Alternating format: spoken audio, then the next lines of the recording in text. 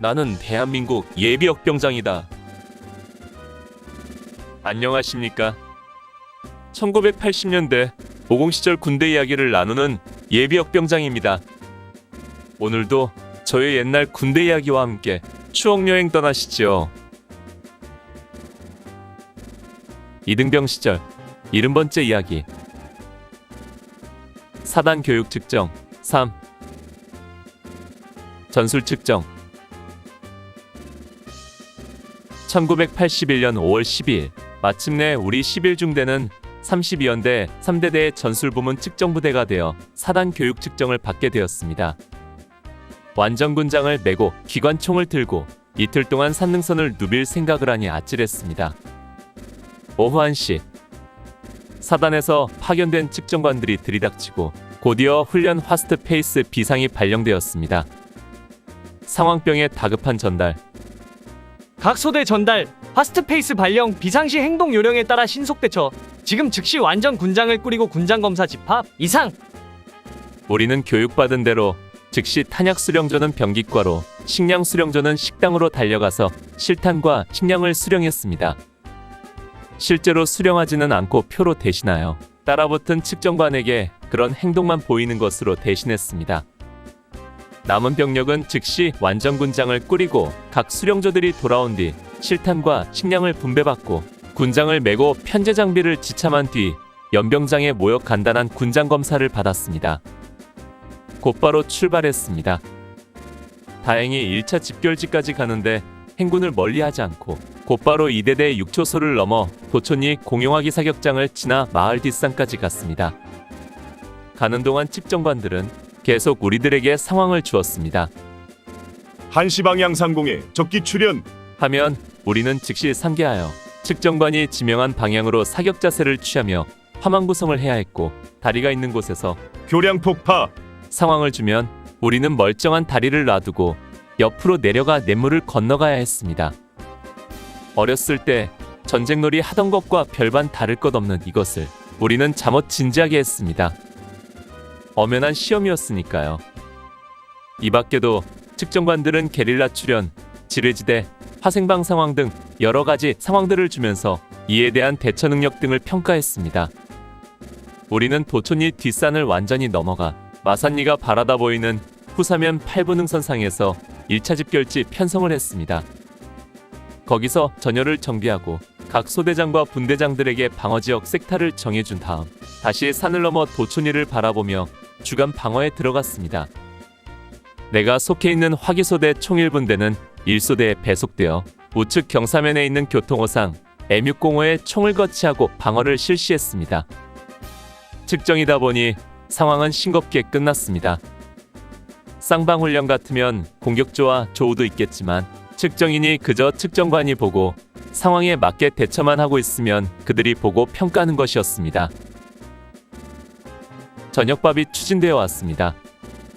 언제나 느끼는 것이지만 야전으로 추진되는 밥은 왜 그리 적은지.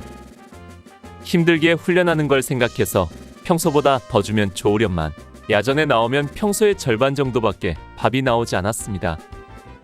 그러니 하루 종일 뛰고 달려 허기진 배가 만족을 하지 못하고 금방 또 배가 고파왔습니다. 저녁밥을 먹고 바로 주간방어 위치에서 야간방어를 실시했습니다.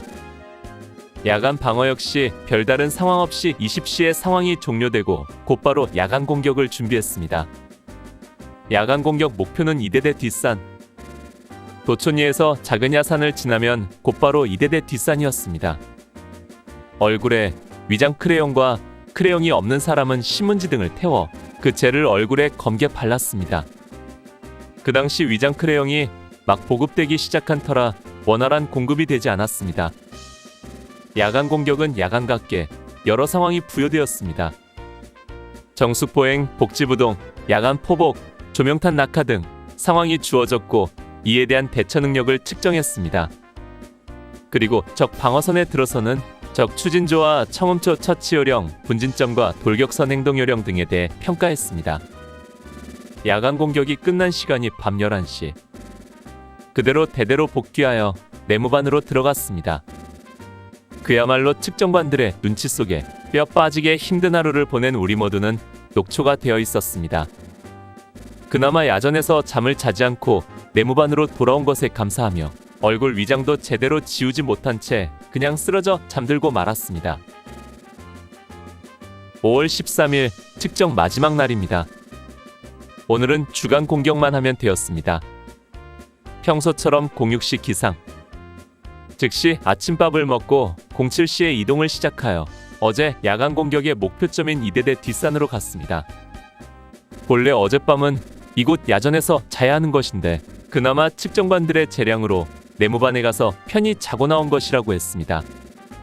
집결지 행동을 취하며 분대장 이상 간부들의 작전회의가 끝나기를 기다렸다가 주간 공격에 돌입했습니다. 우리 기관총은 능선에 거치하고 앞서 공격하는 소총수들을 엄호하다가 그들이 1차 목표를 탈취하면 우리는 뒤따라 올라가고 그들이 다시 2차 목표를 탈취하면 다시 쫓아가는 식으로 공격이 진행되었습니다. 주간 공격의 최종 목표는 대레지 고개로 이어진 가파른 마사토 능선이었습니다. 우리는 허옇게 벗겨진 능선을 오르느라 진땀을 흘려야 했습니다. 오전 11시 4시간에 걸친 주간 공격이 종료되고 측정반들은 떠났습니다. 우리는 대레지곡의 정상에 집결하여 인원과 장비를 점검하고 휴식을 취했습니다. 모두들 힘든 공격에 지쳐 있었습니다. 70도 이상의 비탈진 능선을 기어 올라가느라 모두들 옷이 흑투성이가 되어 있었습니다. 11시 30분에 이동하여 공용하게 사격장으로 내려오니 점심이 추진되어 왔습니다. 그곳에서 점심을 먹고는 모두들 퍼져서 잠을 잤습니다. 안방 이불속같이 포근한 5월의 햇살 아래 꿀맛 같은 휴식을 취했지요. 그리고 자대에 복귀한 시간이 오후 3시. 측정은 모두 끝났습니다. 진인사 대천명. 우리들로서 최선을 다했고 그 결과는 사실 우리의 몫은 아니었습니다. 오늘 추억 여행에 함께 해주셔서 감사합니다. 다음 이야기를 기대해 주시고 구독과 좋아요 부탁드립니다. 항백